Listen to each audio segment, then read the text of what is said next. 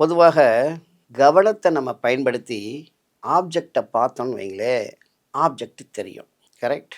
அப்போ கவனத்தை பயன்படுத்தி ஆப்ஜெக்ட் பார்த்து ஆப்ஜெக்ட் தெரிஞ்சதுன்னா அந்த இடத்துல ஒரு தீர்வு கிடைக்குது. என்ன தீர்வு? டெம்பரவரி, தற்காலிக தீர்வு கிடைக்குது. ஏன்னா அந்த ஆப்ஜெக்டை பார்த்ததுனால நமக்கு ஆப்ஜெக்ட் தான் தெரியுது, அதனால தற்காலிக தீர்வு.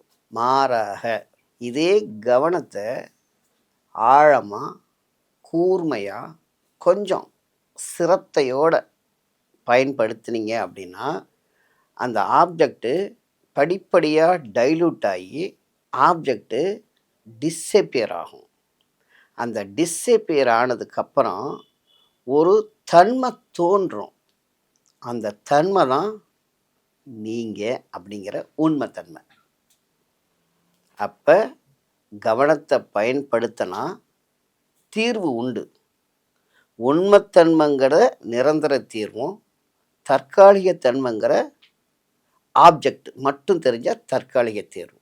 இந்த இடத்துல ஆப்ஜெக்ட் தெரிஞ்சால் தற்காலிக தீர்வு, நீங்கங்கிற ஒரு தன்மை தெரிஞ்சால் நிரந்தர தீர்வு. இது யாரை பயன்படுத்தினதுனால கிடைச்சது? கவனம்ங்கிற ஒரு விஷயத்தை பயன்படுத்துறதுனால கிடைச்சது.